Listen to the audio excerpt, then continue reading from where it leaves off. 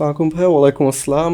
আমি ইংলিশ বুঝি এবং লিখতেও পারি, বলতেও পারি, কিন্তু বলার সময় মনে হয় যে আমি দেখে দেখে রিডিং পড়ছি, মানে আমার স্পিকিং ন্যাচারাল হয় না। আমি কি করতে পারি? Okay, this is a very good question.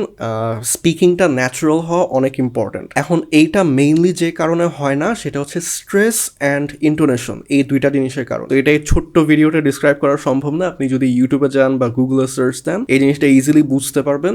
আর এই দুইটা জিনিসই মেইনলি আপনার কথার ন্যাচারাল টোনটা ডিকটেট করে। আরও পাশাপাশি কয়েকটা রিজন থাকতে পারে, সেটা হচ্ছে যে আপনি আপনার যে মনের ভাবটা প্রকাশ করতে যাচ্ছেন সেটা ইংলিশে ডিসক্রাইব করার জন্য আপনার প্রবাবলি কারেক্ট ভোক্যাবুলারিগুলো নাই, সো ওইটাও হালকা একটু এফেক্ট ফেলতে পারে।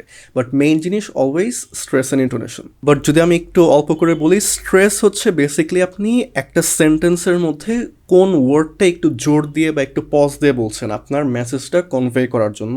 আর ইন্টোনেশন হচ্ছে বেসিক্যালি আপনার কথার সুর। সো আমি যে এতক্ষণ আপনার সাথে কথা বলছি, আপনি যদি আবার একটু ব্যাক করেন দেখবেন যে আমি বাংলায় সার্টেন কিছু ওয়ার্ডের উপর একটু স্ট্রেস দিয়ে কথা বলতেছি, যে মাত্রই দিলাম। আর আমার কথার একটা ন্যাচারাল টোন আছে লাস্টের সেন্টেন্সটা যেভাবে বেসিক্যালি শেষ করলাম।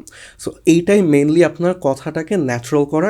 আর এটা আপনি যত বেশি প্র্যাকটিস করবেন আপনার কথার টোনটা তত ন্যাচারাল হতে থাকবে। আপনাদের যদি আরও প্রশ্ন থাকে তাহলে এই ভিডিওটার কমেন্ট বক্সে গিয়ে কমেন্ট করবেন, তাহলে আমি সেগুলো নিয়ে ডিসকাস করব। আমার নাম Nafi, and I'll see you on the next video. Thank you.